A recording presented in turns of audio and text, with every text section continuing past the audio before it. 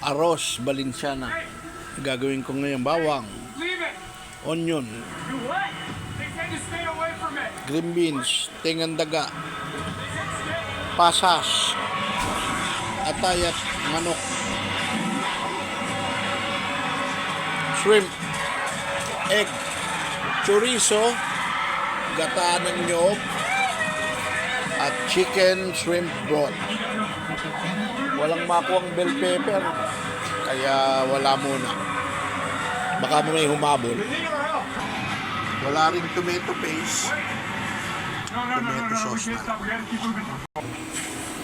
So, painit na lang tayo ng tawag nila paella pot. Hindi naman, mababang ano lang. Gamit tayong olive oil.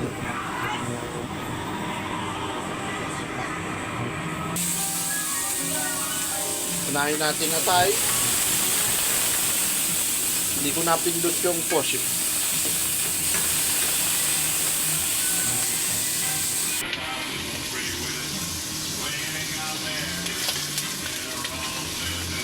Ahunin natin dahil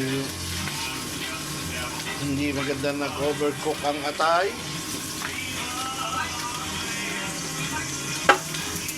Bawang.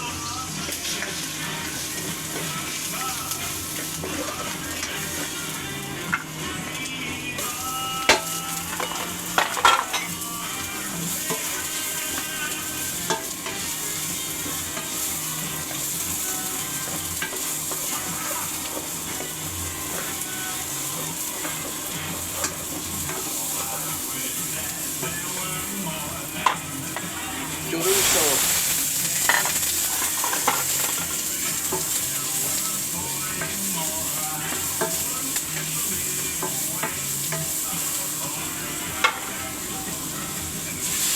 Chicken.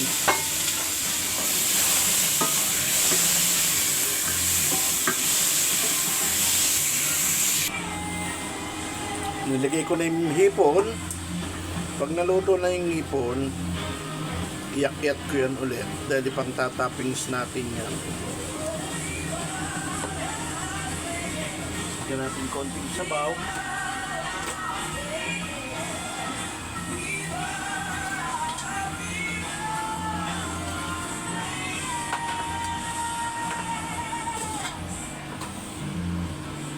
Tingang daga.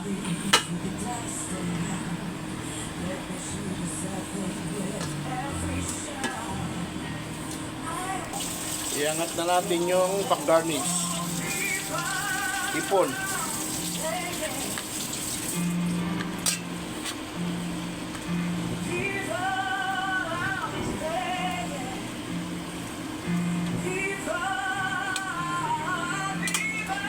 At konting chorizo. Pang-garnish natin itong iba.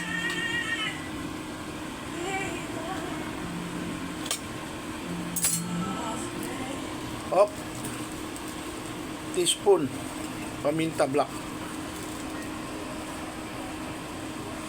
teaspoon turmeric,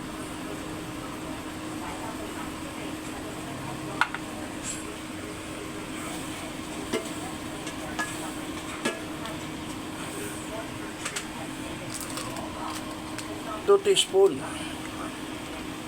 paprika.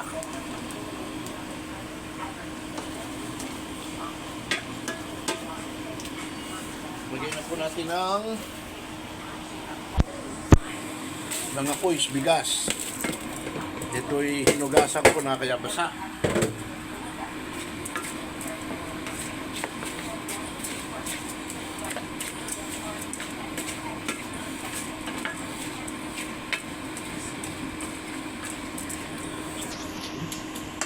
Ating kois. 1 cup gata. Nilagay ko sa rep kanina kaya buo-buo.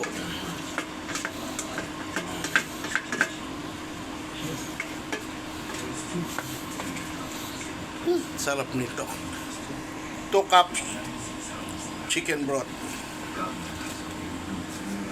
So, let's see. Takpan muna natin. Hinaan yung apoy.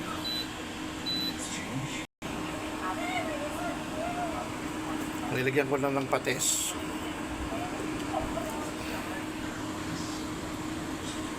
Raisin. Green peas.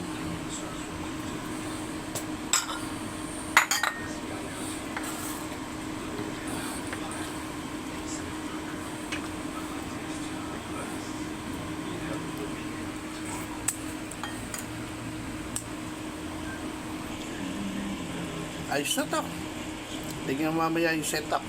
Nakoy, mga pare ko, ito na yung final. Arroz Valenciana. Di Kuya Mau. Thank you.